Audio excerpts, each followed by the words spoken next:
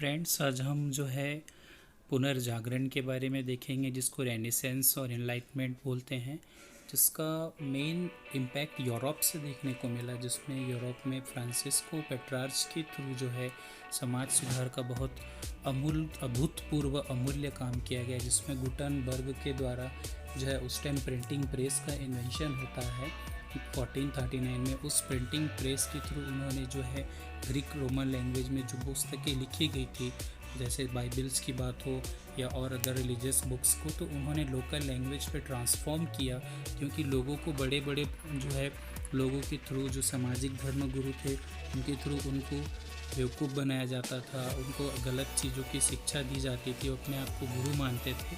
उन चीज़ों को ख़त्म किया गया और उनकी प्रिंटिंग प्रेस के थ्रू लोगों ने समझा।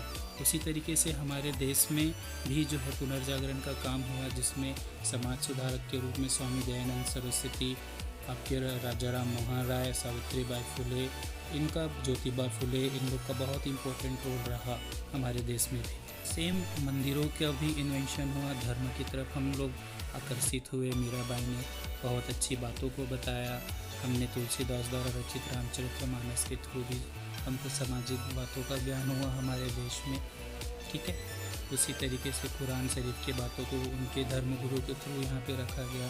फिर आर्किटेक्चर का विकास हुआ, दैट मीन्स डिफरेंट टाइप्स से यहाँ पे पोर्ट्स बनना, मंदिरों का बनना, मस्जिदों का बनना और राजाओं के महलों का बनना, इन सारी चीज़ों के बारे में भी हमको देखने को मिला। इसी के बाद जो है विश्व में वर्ल्ड वॉर चालू होता है 1914 से 1919 के बीच में फर्स्ट वॉर, फिर 39 to 45 के बीच में सेकेंड वर्ल्ड वॉर। यूरोप में ही हुआ, लेकिन सेकेंड वर्ल्ड वॉर हुआ जो उसका इम्पैक्ट पूरे विश्व में देखने को मिला, और इसी सेकेंड वर्ल्ड वॉर के कारण ही हम कह सकते हैं कि हमारा देश आज़ादी की ओर अग्रसर हुआ, जिसमें फर्स्ट वर्ल्ड वॉर में जो है पूरा जर्मनी डिफेट हुआ, सेकेंड वर्ल्ड वॉर में भी जर्मनी डिफेट हुआ।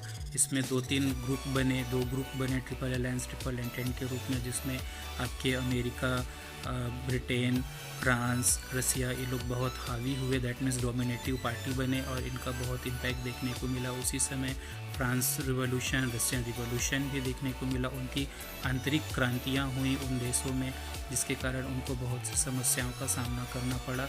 और उसी समय आपका जो है सेकेंड वर्ल्ड वॉर के टाइम रसिया ने अपना स्टेप पीछे ले लिया।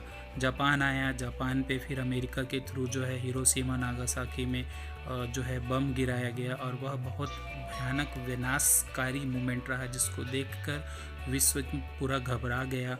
अगर यह बम ऐसा गिरा तो फिर पूरा देश, पूरा विश्व जो है ख़त्म हो जाएगा। So then after the most of the countries were going to take back step, और उसके बाद जो है यूएन की स्थापना हुई।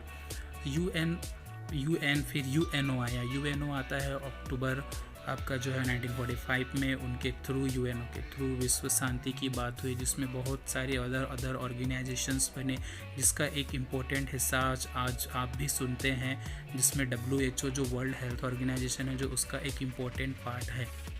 इसके थ्रू विश्व की शांति की बात की गई, कहीं भेदभाव ना हो, झगड़ा ना हो, कहीं कुछ मैटर होता है तो उसको यूएन पे लाके उन बातों को सॉर्ट आउट किया जाए। इसमें यूएन का बहुत इम्पोर्टेंट रोल रहा। ओके गाइस, देन आफ्टर हम इसी चैप्टर में ही अभी हम देख लेंगे हमारे भारत में जो है आपका ह्यूमन राइट कमीशन आया, जो मानव के अधिकारों की बात किया। ह्यूमन राइट कमीशन के थ्रू भारत के लोगों को बहुत सारे अधिकार दिए गए। ओके, अब यहाँ पे जो है भारत में जो है इंडिपेंडेंस मूवमेंट स्टार्ट होता है, इंडियन इंडिपेंडेंस मूवमेंट, जिसमें महात्मा गांधी का अमूलपूर्व योगदान रहा, जिसने 9 जनवरी को भारत आए, अपनी पढ़ाई कंप्लीट करके पूरे कुछ समय पूरे इंडिया को घूमा, फिर वहाँ पे उन्होंने हमारे देश में मूवमेंट स्टार्ट किए, जिसमें बहुत सारे, जैसे भारत छोड़ो आंदोलन, असहयोग आंदोलन, that means quit India movement and non cooperation movement, that was the very important movements which was taken by the honourable आपके गांधी जी के थ्रू। ओके, बहुत से मूवमेंट हुए, और इनका जो था पीस मूवमेंट था, दैट मीन्स अहिंसा के थ्रू, सत्य और अहिंसा के थ्रू ये भारत को स्वतंत्रता दिलाना चाहते थे, और इन्होंने दिलाया। और इसी के थ्रू जो है 14 अगस्त 1947 को हमको इंडिपेंडेंस मिला। ओके,